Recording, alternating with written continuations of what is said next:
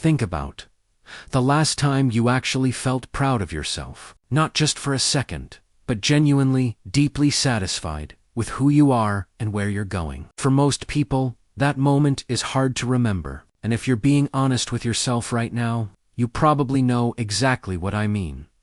Here's something nobody talks about. America is one of the most successful nations in the world. People have more opportunities, more resources, and more access to information than any generation before them. And yet, anxiety is at an all-time high. People are working more than ever, achieving more than ever, and somehow still feeling like it's not enough. That feeling has a name, an understanding. It might be the most important thing you do today.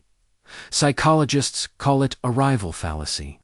It's the belief that once you reach a certain goal, the promotion, the house, the relationship, the body, you'll finally feel complete. So you push harder, you grind longer, you sacrifice weekends, sleep, and sometimes even the people you love. And when you finally get there, there's this quiet, confusing emptiness. Because the goalposts already moved. They always do. And the cycle starts all over again.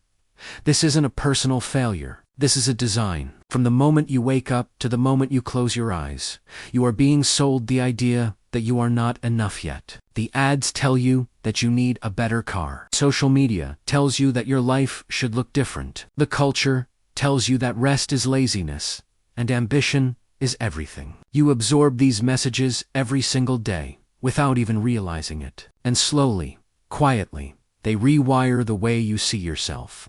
But here's what the research actually shows. The landmark study from Princeton found that emotional well-being doesn't keep rising with income after a certain point. People who reported the highest levels of daily happiness weren't the ones with the biggest bank accounts. They were the ones with strong relationships, a sense of meaning, and the ability to be present in their own lives. Not perfect lives, present ones. So what do you actually do with this? The first thing is the hardest. You stop measuring your life against someone else's highlight reel. That person you follow on Instagram, who seems to have it all together. They're fighting their own battles behind the screen. Comparison is the thief of satisfaction, and in a world designed to make you compare constantly, choosing not to is a radical act of self-respect. The second thing is this.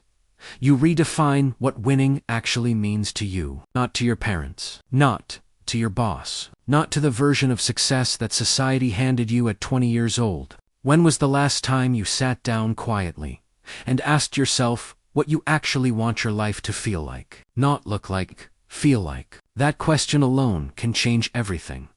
And the third thing, you practice what psychologists call process focus. Instead of waiting to feel good when you arrive at a destination, you find meaning in who you're becoming along the way. Progress, no matter how small, is still proof that you're moving, and moving matters more than arriving. You are not broken because you haven't figured it all out yet. You are not behind because your path looks different from someone else's. The most successful people in the world still struggle with feeling enough, because feeling enough was never something to find out there. It's something you choose to build in here, every single day. So take a breath. You're doing better than you think. And if this video gave you even one thing to think about, share it with someone who needs to hear it today. And if you haven't subscribed yet, hit that button and join this community, because we're all growing together, one step at a time.